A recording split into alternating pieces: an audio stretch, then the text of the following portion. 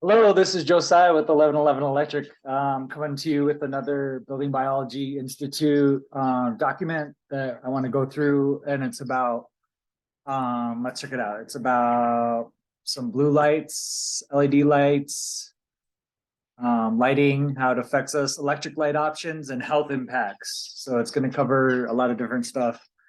Let's deep dive into this. Okay, Building Biology Institute, the science of healthy buildings, electric light, options and health impacts, fact sheet.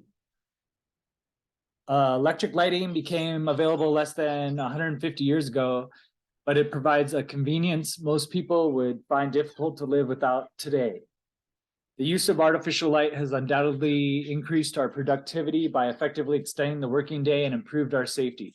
However, many of our modern lighting sources also come with an electromagnetic radiation and hazardous material burden. In addition, artificial lighting is one of the major consumers of electricity.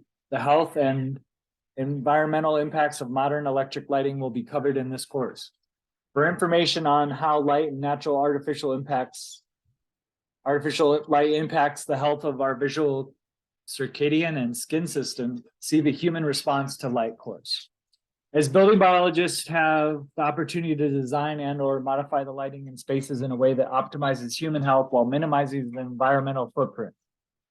Today, most modern cultures rely on artificial light in the form of electrically powered light bulbs, also known as lamps. Lamps can be divided into three main categories: incandescent, discharge, which includes linear and compact fluorescence, and solid state, which are LEDs. Each lamp technology has different characteristics that are important to consider for making healthy choices for humans and the environment. In addition to the associated components of lighting, such as dimmers and electrical wiring, should also be evaluated from building biology perspective. In building biology, we use nature as the gold standard. Thus, we look to the properties of nature to natural light to guide us when choosing lamps. The emission spectrum of light refers to the distribution of the different wavelengths and thus colors. Sunlight follows a smooth and continuous emission spectrum with no wavelengths missing. The distribution of colors in sunlight changes throughout the day. Dawn and dusk have high levels of red and yellow and are low in blue, while midday is very blue rich. Thus, we look for lighting with similar spectral emissions, knowing that our needs change throughout the day. Caution should be used when choosing lamps labeled as full spectrum, as this term is not regulated and often does not represent the qualities of sunlight. In addition to mimicking natural light, we want electrical lighting with low levels of electromagnetic radiation and hazardous chemicals, while ideally low in energy use and flicker free. Incandescent bulbs work by conducting a current through the thin tungsten filament, resistively heating it to the point of incandescence. They are considered energy efficient as most of the energy they consume, 90%, is released as heat. They're considered inefficient because most of the energy they consume, 90%, is released as heat rather than light. However, they are also free of flicker, low in electromagnetic radiation, and low in hazardous materials. So that's they're trying to get us to switch from incandescent and go to LEDs, and we'll look at why these LEDs aren't as good as they're trying to tell us. A regular incandescent bulb has smooth spectral distribution close to that of sunlight during dawn or dusk. Discharge lamps use electric current to excite a gas to illumination. These can be pressurized to achieve different spectral qualities. There are many types of discharge lamps. The most commonly used for general illumination in buildings are fluorescent lamps. Fluorescent bulbs are low-pressure discharge lamps where the gas is mercury.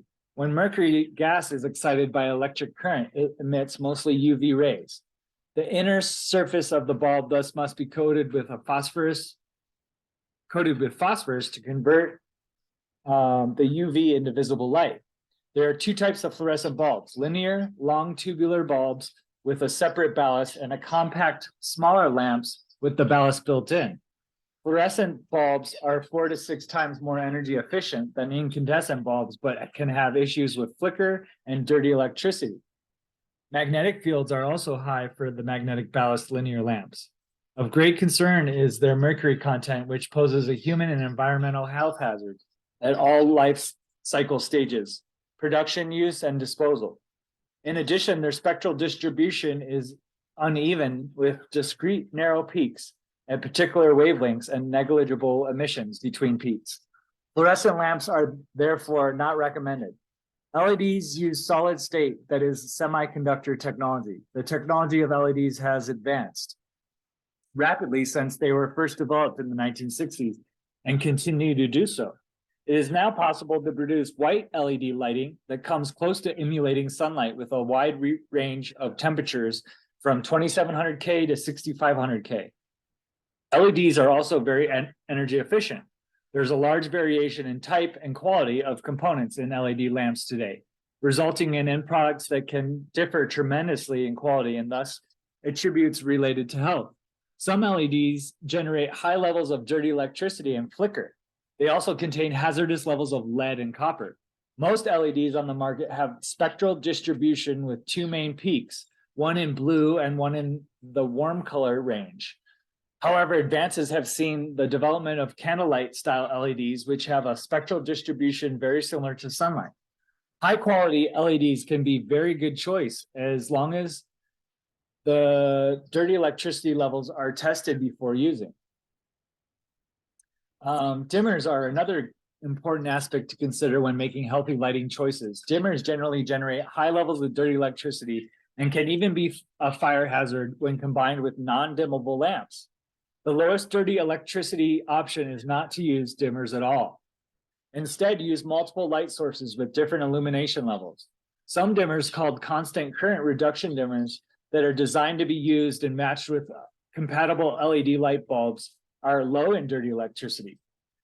Lamp technology has advanced rapidly, and in the last few decades, not only with solid state technology, but also with the development of smart lighting and visible light communication. Smart lighting refers to wirelessly controlled lighting. As with any wireless technology, smart lighting is not recommended in building biology. Visible light communication, also called light fidelity, Li-Fi, is a transmission of data on light waves. The light waves themselves may be safe. However, the data transmitted on the light waves have to be modulated onto a carrier signal. At this nascent stage, the health implications of Li-Fi are unknown. Humans are not only organisms affected by electric lighting. We're not the only ones. Not the only organisms affected by lighting. Excuse me. The presence of a light at night is a major stressor on wildlife, especially nocturnal animals. Light at night is a form of pollution and is called ecological light pollution in reference to plants and animals. Ecological light pollution can attract or repel different organisms, leading to potential changes in their foraging, reproduction, migration, and communication. A change in the behavior and health of one species ultimately affects others, leading to disturbances at the ecosystem level. Ecological light pollution, for example, can set migrating birds on the wrong path, discourage female turtles from nesting, and even cause algae blooms in lakes by discouraging zooplankton from migrating to the surface to eat algae at night. For health of all organisms, it is important to minimize this type of pollution. Electric light is considered an integral part of life for most people today. Building biology takes a holistic approach that looks at all aspects of lighting concerning the health of humans and the environment. This includes the types of lamps we choose, as well as associated with the technology and reducing light at night pollution. Yeah, so thanks again, guys, for sitting through this one, electric light options and health impacts. Thanks again for hanging out. We'll see you.